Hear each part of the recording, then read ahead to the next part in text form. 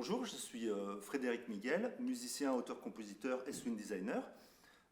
J'ai eu l'occasion de travailler pendant plus de 12 ans dans un studio de création où j'étais chargé de l'accueil des artistes et de toute la partie technique.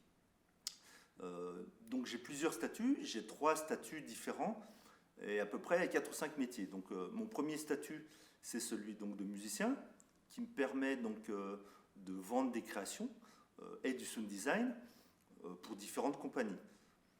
Le deuxième statut, c'est donc celui de auto-entrepreneur, où en fait je peux aussi facturer des formations dans le cadre de l'enseignement ou de stages que je donne dans différents lieux. Et le troisième statut, c'est celui donc d'intermittent du spectacle, où je réalise donc plusieurs métiers, celui de régisseur son et celui donc de régisseur général, dans différentes structures, comme le conservatoire, la scène nationale, le théâtre des collines, et aussi comme régisseur pour différentes compagnies.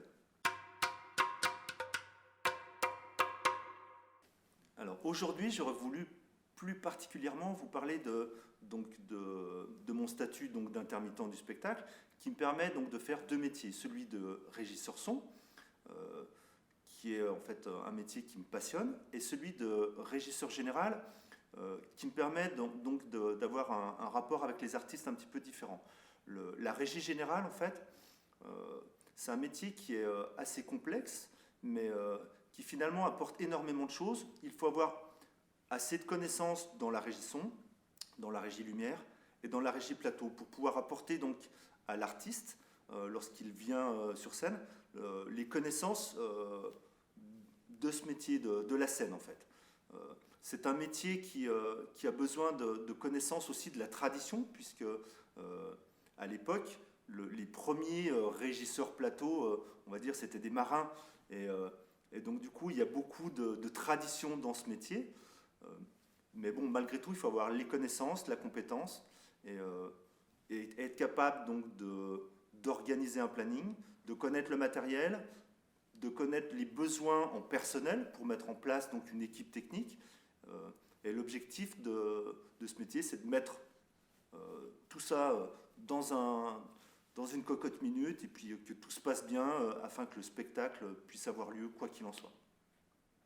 Et concernant le métier de régisseur son, ce qui est vraiment super intéressant, par exemple, c'est de pouvoir prendre toute la matière sonore lorsqu'un groupe est sur scène, pouvoir faire le mixage de tout ça, triturer cette matière et faire ressortir quelque chose qui va être agréable aux oreilles de l'auditeur.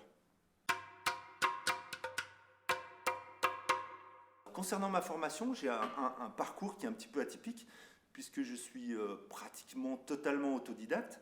Et en fait, c'est ma passion pour la musique lorsque j'avais 15 ans qui m'a orienté vers des petites formations, des petits groupes. Donc j'ai joué de la musique en tant que musicien, je me suis orienté, j'avais besoin de découvrir un peu plus la musique, donc j'ai suivi quelques cours au conservatoire, et en l'occurrence, vraiment un cours qui m'a apporté énormément de choses. C'était un cours de musique contemporaine, en tout cas de matériel sur la musique pour faire de la musique contemporaine.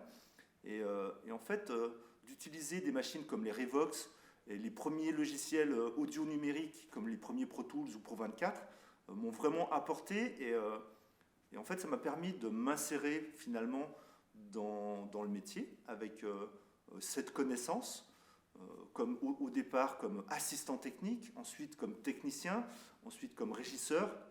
Et au fur et à mesure, donc l'expérience a été validée, puisque en fait, j'ai pu travailler dans des lieux, différents lieux, apprendre avec des techniciens formés, très performants, qui m'ont appris le métier sur le tas, on va dire. Hein.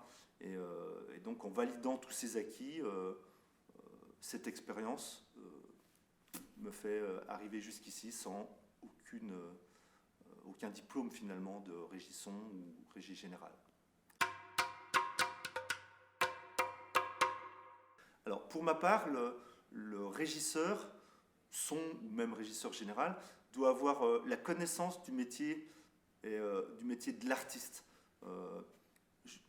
J'ai l'impression que si le régisseur général a été artiste, ou le technicien son ou technicien plateau, s'il a été artiste lui-même, en fait, il sait les besoins qui sont sur le plateau. Il connaît l'anxiété qu'un retour soit là ou là. Et donc, du coup, en ayant été artiste, j'ai l'impression vraiment qu'on peut apporter des réponses aux artistes sur scène. Donc, pour moi, le fait d'être artiste avant d'être technicien son ou régisseur général ou régisseur lumière, c'est vraiment le besoin, puisqu'en fait, on a vécu la problématique, donc on peut répondre en connaissance de cause.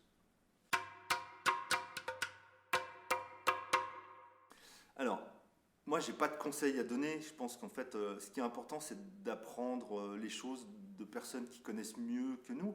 Mais si je pouvais orienter les artistes vers une chose qui est pour moi indispensable, c'est de connaître un minimum les besoins techniques, puisqu'en fait, pour qu'un technicien puisse apporter à un artiste ce qu'il demande, il faut que lui-même le sache. Donc ça, c'est un petit peu la chose. Donc en fait, les régisseurs son ou régisseurs lumière ou régisseurs général, en fait, ils ont vraiment besoin d'avoir des compétences, mais on ne peut pas être des magiciens. On ne peut pas improviser les choses.